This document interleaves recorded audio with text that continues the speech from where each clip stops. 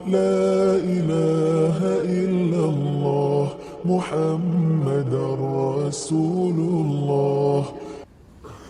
Kita tidak boleh pernah bosan berbicara tentang hidayah, karena sejatinya tiap hari kita minta hidayah. Pernah antum bosan baca ihdinas siratal mustaqim? Nggak pernah. Dan kita terus membaca.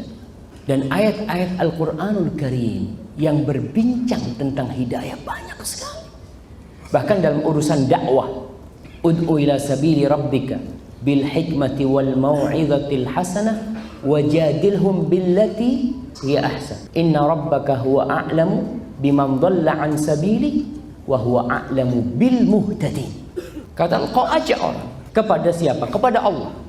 Ingat nih, ketika kita mau ngajak orang, jangan mengajak kepada kelompok. Lah, seorang pendakwah, seorang ustadz nggak boleh mengajak jamaahnya untuk ngikutin dia. Lah, ajak ke siapa? Ilallah. Ajak kepada Allah dengan cara yang hikmah. Hikmah itu al-ilmu wal amalu saleh, di antara maknanya dengan ilmu dan amal saleh. Artinya yang berdakwah hendaklah berilmu dan mengamalkan ilmu. Ajak mereka dengan mau'izah hasanah. Mau'izah hasanah itu diterjemahkan adalah nasihat-nasihat baik yang berisi dengan kabar gembira dan juga ancaman-ancaman kepada mereka yang tidak mau mengikuti jalan kebaikan. Wajadilhum billati hiya ahsan. Dan terkadang ada orang-orang yang sudah berilmu tapi ilmunya salah. Maka di sini ada dialog. Dialog ini riskan dengan permusuhan. Orang kalau dialog biasanya emosi, maka Allah katakan billati hiya ahsan, dengan cara yang lebih baik. Gak sembarangan orang dialog. Makanya antum yang hidup di dunia maya kadangkala sibuk dengan dialog, debat macam-macam. Kadangkala grup isinya debat. Ingat, billati hiya ahsan, dengan cara yang lebih baik. Sesungguhnya Rabbmu itu lebih tahu dengan siapa yang tersesat dan siapa yang pantas mendapatkan petunjuk dari Allah SWT. Para jamaah rahimakumullah, pada malam hari ini saya akan berkata untuk diri saya sendiri dan untuk semua yang hadir di sini, jangan tergiur dengan kebaikan yang kau lakukan. Jangan terlena dengan amal soleh yang kau perbuat. Jangan tertipu dengan hafalan Quran yang kau miliki. Mungkin kau sudah menghafal beberapa surat dari Al-Quran Karim. Bahkan ada yang sudah naik tingkatannya kepada hadis-hadis. Ada yang dahulunya tidak sholat di masjid, sekarang sholat ke masjid. Masya Allah. Jangan merasa aman dengan semua kebaikan, sehingga muncul perasaan di dirimu kayaknya ana sudah akan masuk surga. Iya, kita semua berharap masuk surga sama. Siapa yang tidak berharap? Dan itu doa kita. Kenapa kita tidak boleh merasa aman dengan kebaikan kita? Dikarenakan setan tidak pernah putus asa menyesatkan manusia. Bukan berarti orang yang sudah rajin ke masjid, orang yang sering datang pengajian, setannya berhenti godain dia. Enggak. Malah yang dikirim sama setan itu yang pinter-pinter dari setan. Karena dia orang ini udah nggak bisa. Orang ini kayaknya sama syahwat mungkin udah kurang. Coba cara lain supaya dia tetap menemani iblis di neraka nanti. Salah satunya dengan ujub, dengan sombong, ghibah. Ghibah ini sebagian orang yang sudah taat ke masjid kalau diomongin zina, na'udzubillah minaz zina. Mencuri, jauh dari mencuri. Jadi dosa-dosa besar dia benar-benar menjaga dirinya. Membunuh, na'udzubillah, tangan ana. Alhamdulillah tidak ada keinginan, tidak ada macam-macam. Tapi dia suka ghibain orang.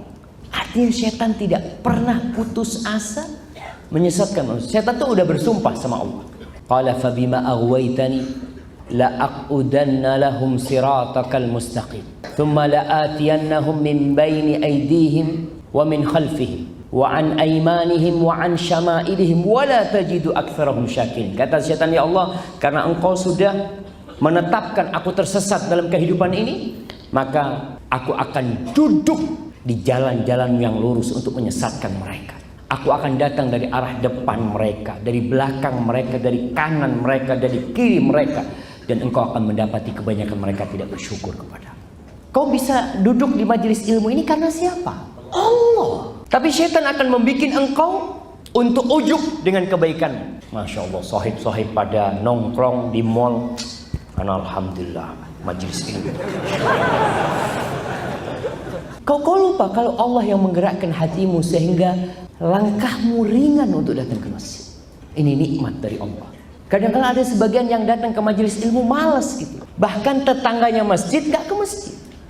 Ini ya hidayah, kita bicara hidayah. Cuma antum ketika antum dapat hidayah dari Allah, bersyukur. Nisbatkan nikmat itu kepada pemberinya, bukan kau. Semua yang bisa datang ke masjid karena Allah. Dan semua yang bisa berangkat umrah, antum melihat sebagian orang Masya Allah kaya raya nggak bisa berangkat umrah.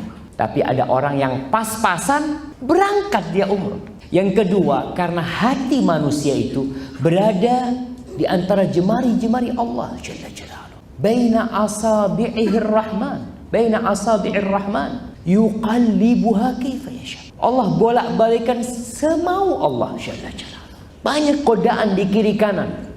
Na'udzubillahi minal khudlan. Dan tidak sedikit orang yang tanpa istiqamah di atas hidayah, banyak ilmu, banyak amal, namun terakhirnya dia malah mencela keistiqomahan orang lain. Apakah kita pantas merasa aman? Wallah jamaah, kita nggak tahu bagaimana akhir dari kehidupan kita. Makanya antum lihat, oh kayaknya hada ustaz insya Allah masuk surga, hada kiai insya Allah masuk surga. Ya kita berharap, tapi jangan sampai seorang itu merasa kayaknya anak masuk surga. Wallahu a'lam. Berikut ini kesimpulan yang kita ambil dari pemaparan guru kita. Semoga Allah Subhanahu wa Ta'ala merahmati. Sampai bertemu dalam pembahasan berikutnya dari sudut pandang Al-Quran dan Sunnah.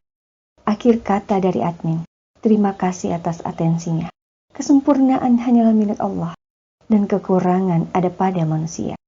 Mohon maaf jika ada kesalahan, silahkan tulis di kolom komentar.